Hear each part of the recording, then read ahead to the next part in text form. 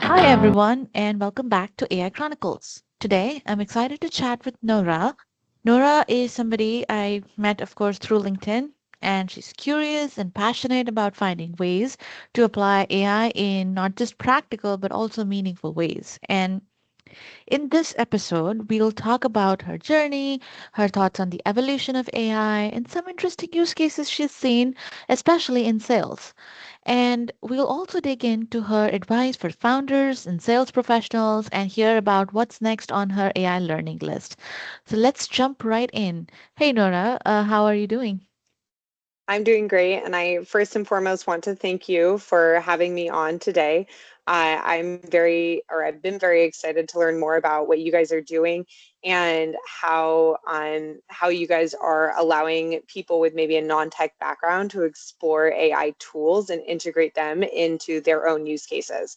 So I'm really, really excited that I can be on here and share that passion with you. Awesome. Let's dive in. How about you tell us a little bit about your background? So it has not been a straightforward journey, but I have realized in the last couple of years that I have wanted to be be able to help or serve people in a broader capacity than some of my other former adventures have brought me. And Mhm. one of the ways that I wanted to do that is by getting back into the tech industry. And of course, I have some background on because I was born and raised in Silicon Valley. And so I was exposed to a lot of cool technical innovations through the last couple of decades. And I wanted to be able to bring that back and start trying to find new innovative ways to help Mhm. explore what's out there currently, and then get those tools into people's hands, most Mhm. importantly, and be able to speak to people that might not have a tech background and help them understand what is happening. Because I think that they're, or not just actually what's happening, because of course they understand what's happening, but how it can be practical to them. And then of Right. course investigate how the current tech can be reapplied in different capacities Mhm. to find new ways to help people. Right.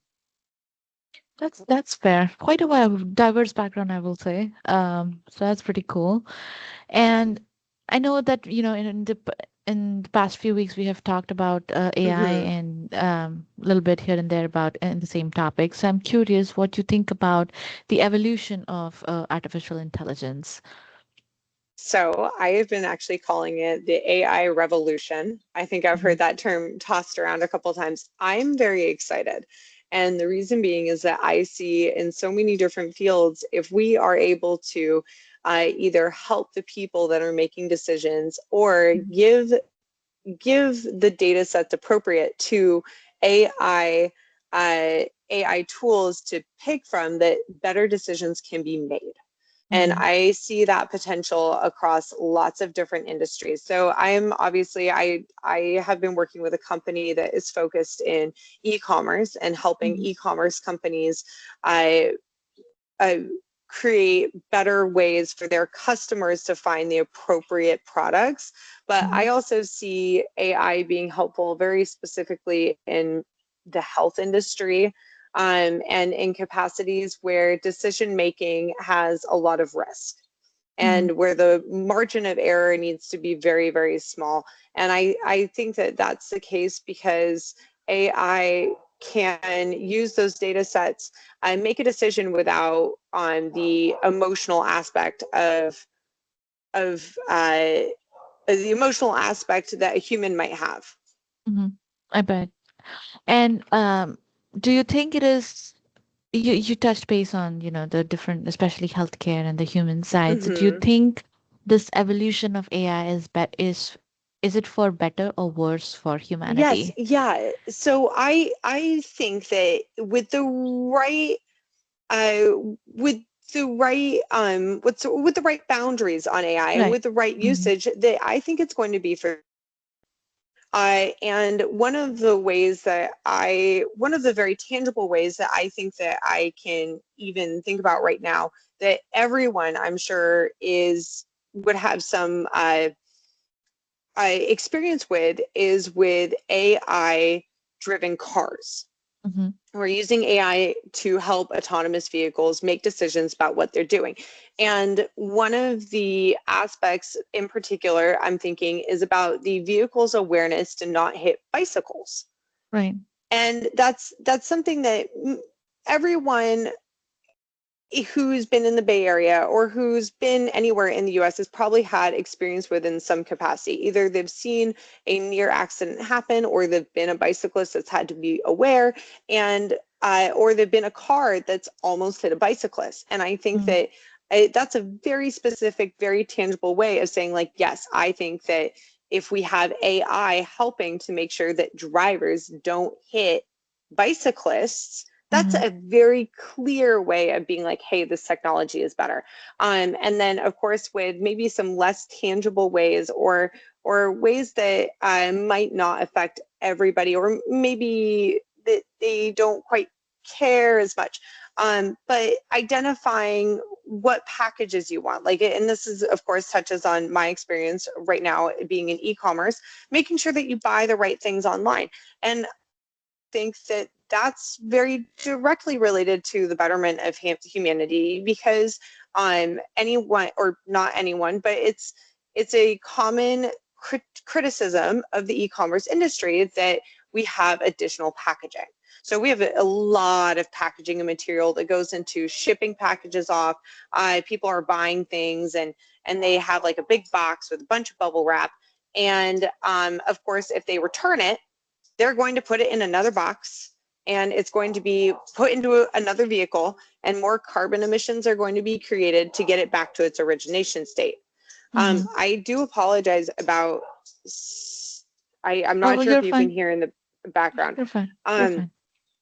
uh, but I think that of course, the going back to reducing returns and helping people Mm-hmm. shop online, we can help with the carbon footprint of e-commerce. Mm-hmm. It's a huge criticism, because and there's memes about it online. Anyone who's been on like Reddit or Instagram has seen people go like, oh yes, this is my Amazon this is my Amazon pile, and there's boxes and boxes and boxes, and all those boxes have packing peanuts and bubble wrap and things that are not recyclable. Sometimes companies use recyclable objects, but I think Yeah. overall, if we can just reduce the consumption of those materials and reduce how much movement a package makes, it can help make the Right. world a better place. And of course, I can see other use cases for AI. And of course, making medical decisions, providing doctors with appropriate information, helping them go through go through medical files.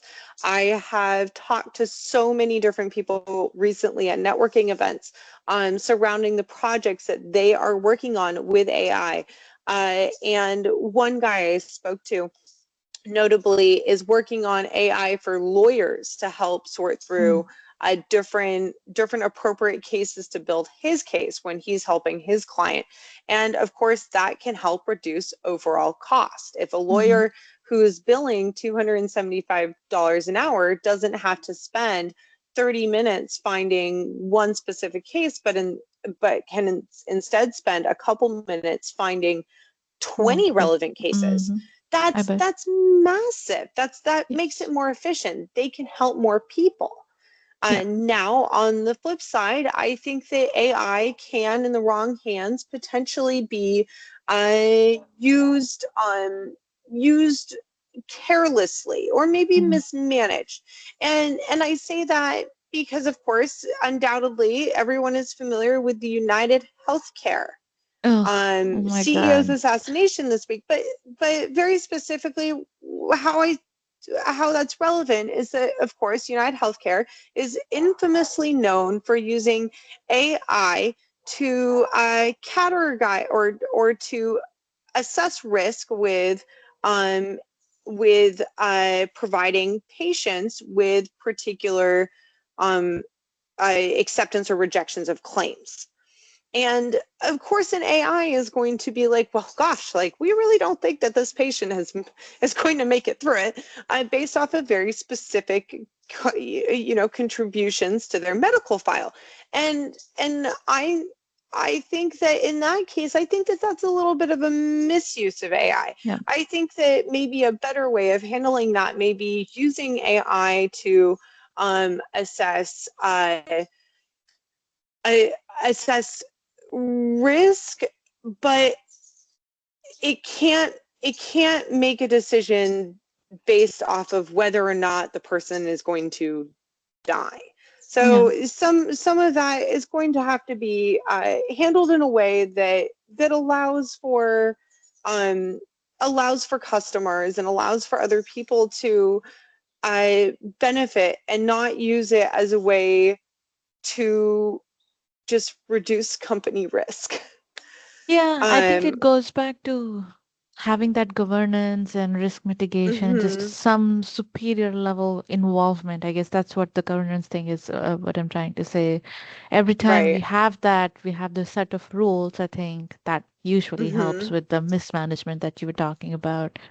That makes sense. Yeah, thank you for sharing that, those different use cases. It makes a lot of sense when we think about AI and humanity and how, things work Right. together. And it really does. It has to be viewed like a tool.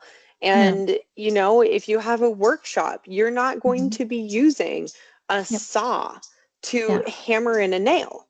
Yep. That's going to be inefficient. But if you use a really massive hammer, who knows what sort of damage you might make to the surrounding area around the nail. It might get the job done, but Yeah. you you might have also cracked your table. Yep. And so it just, I think that being cognizant of where we're using it and for the overall goal is really, really important. And as a side note, like I was really impressed when we looked through your dashboard the other day to see how many different options you Hmm. guys gave clients and the way that you categorize them, because I think it gives people a really good idea of how different models can work Right. and what and the fact that there are different models for different use cases, Hmm. and that it's not just like a one model works for every single person or every single use case. And I think that or at least I hope that that gives people a really good perspective about the fact that that's how we should be looking at AI as a whole. Right. It's Right. it's it's going to different things are going to work in different capacities, and they need a little bit of governing for everything to Exactly. be working the right way. Yeah, you cannot just go blindly choose something, but put some thought before you have the Mhm. options. Think about different ways that you can use it. I very well said. Mhm. Uh, and Yes. and speaking of models, I'm curious, Mhm. have you seen any use cases of LLMs, agents, and any other application of AI in sales, given your background? Yes, yes. In fact, I actually anticipate that we're going to be seeing a lot more. It's going to be a big discussion going forward in terms of how to use AI um, in sales to improve customer and also reduce costs for the Mm, companies. And I mm, think that that's in particular, and actually very specifically, even coming up to Christmas, mm, I can name a couple of really notable examples. Um, I know, and you may have seen this in the last couple of weeks, I posted an article on LinkedIn mm. about how the return rates Yeah, on on yeah, I items are remember. just Yeah, skyrocketing, right? yeah. Exactly. And the return rates are skyrocketing, especially over the last 2 years. And I think that there's multiple ways that companies could be implementing AI to Mm, help increase satisfaction with their clients, reduce costs on their mm, end, and overall, everyone's going to have a better experience.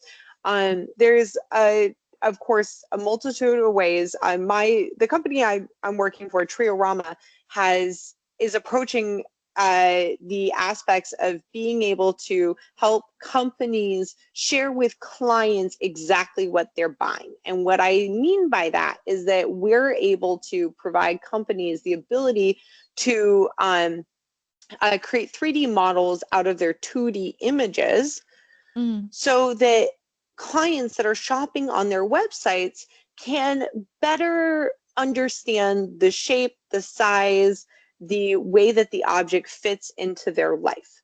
And we also are able to compare sizes of different objects, or we're able to provide companies with a viewer that allows different models to be compared right next to each other. So think you're going on out on a trip and it's going to be a weekend trip. You want a bag. You want a bag that's going to go on the airline. You don't want to check it. You just want Mm-hmm. something that's going to be able to stuff into the overhead bin. Okay. And obviously, companies have workarounds with providing dimensions. But to get a really good understanding of the differences of a couple different bag sizes, our models and our configurators can work together so that you can see the models in comparisons to people, Mm-hmm. and choose the right size item, or uh, if you want to be able to figure out how a watch is going to look on your wrist, whether or not it's going to be huge or small, because as the Apple watches, Samsung Mm-hmm. watches, all sorts of models, the face sizes are different. And so being able to get the right size product is going to be important. We see other use cases, of course, for our technology, including interior designers appropriately helping their clients select furniture Mm-hmm. for their houses, and making sure that if you're selling an item that can be customizable, that every single part of the item matches what the client expects. As I mentioned, we offer configurators. So if you have a leather couch where different trims are available for different aspects of the couch, say it has like cloth sides with a texture and like a leather trim, or anything detailed and complex, our configurator can handle that. But Mm-hmm. that's really, I mean, that's just the tip of the iceberg for how I see AI helping with sales of products. AI chatbots and search engines can help identify that they can help clients identify or customers identify exactly what products they're looking for. If you go onto a website, picture you're shopping on a big brand website that offers, like a department store, offers hundreds of dresses. Mm-hmm. Um, and you're like, gosh, I just want a dress to go to brunch in. Yeah. Like, Yeah. I don't want black tie. This is not Mm-hmm. a sequins event. I just want to be able to find a dress that is appropriate for a Sunday brunch in Sunnyvale or in Cupertino, which is probably a very different feel to San Francisco on a lot of days. I don't know what the weather is I for you bet. today. Yeah. Yeah, but like, I mean, it's beautiful and sunny here in Yeah. the South Bay, and it could be really foggy up in San Francisco.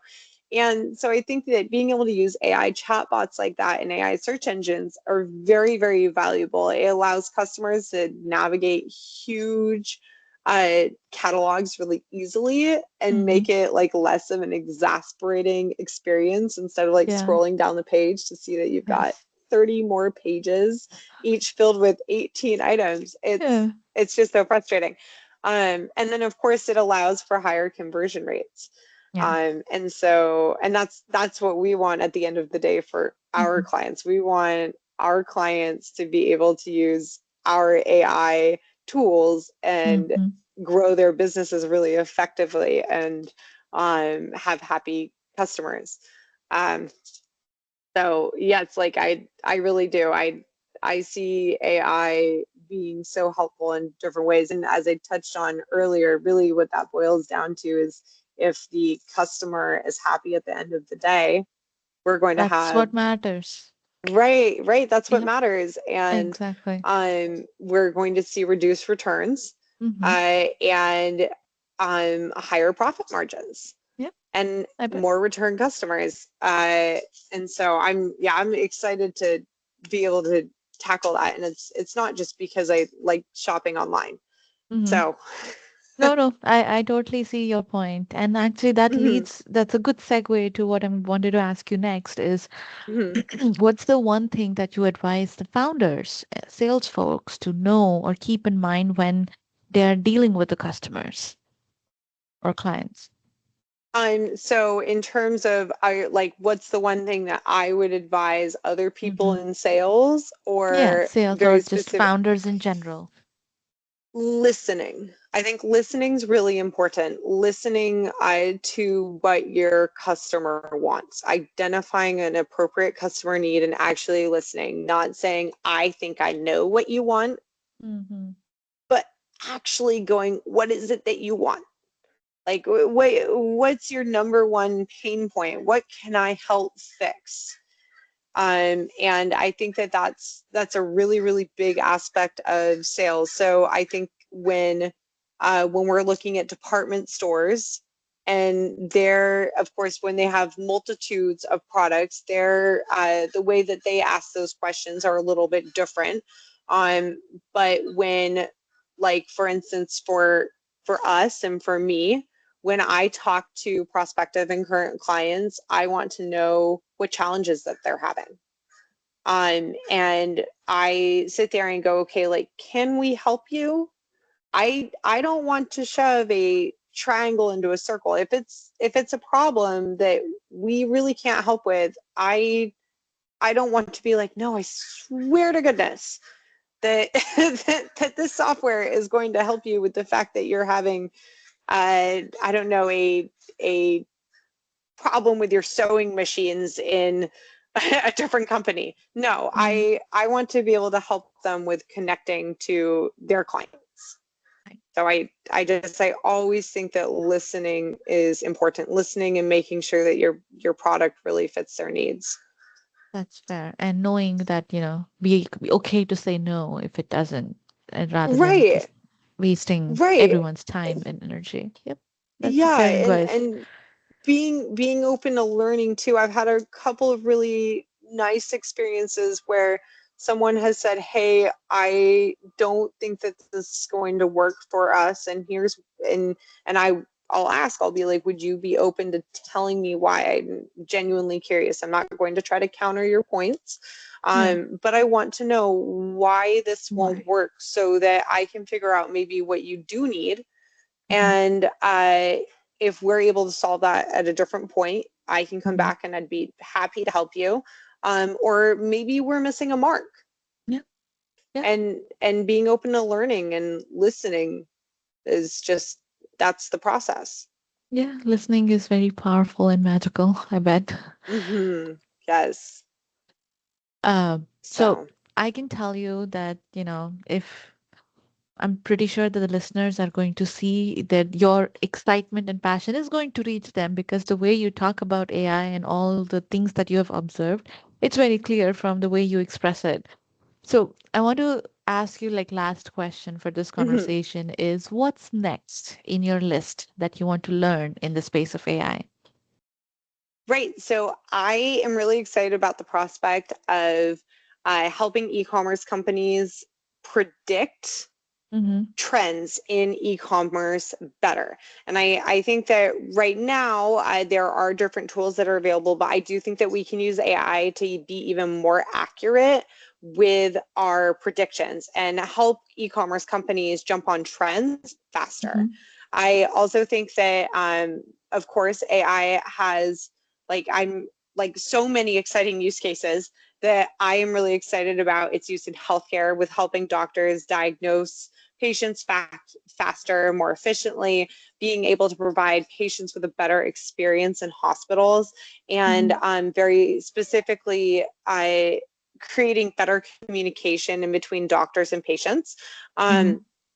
I also see AI being used in other fields to promote safety and better understanding of different environments and hazards, or identifying hazards, potentially even in construction builds or evaluating buildings and infrastructure to identify whether or not it's at risk of having a really big like a like being subject to a big failure that could be catastrophic. Mm-hmm. So I think it's really endless. I could sit here all day and list how many different ways that I think that AI is going to be able to be used. Mm-hmm. I bet that's pretty good. There's just so many use cases, and it's like it's never ending, first of all, and trying to Right. learn, it's like sometimes I get like, oh, I want to learn this, I want to learn about agents, I want to learn about, graph rank Yes. and this and that. Some more terminologies keep coming up, more use Hmm. cases keep coming up, and it's like, I don't know where to start sometimes. But yeah, Right. one thing at a time, one topic at a But time, I I guess. mean, you guys have put together a really nice dashboard for people who really, Yes. what's the word? Who kind of know where they want to start and really want to explore more. So, Agreed, agreed. It's and That's a I good love that place to you're doing start. this. Yeah, Yes. thanks so much. But Yes, yeah, of course.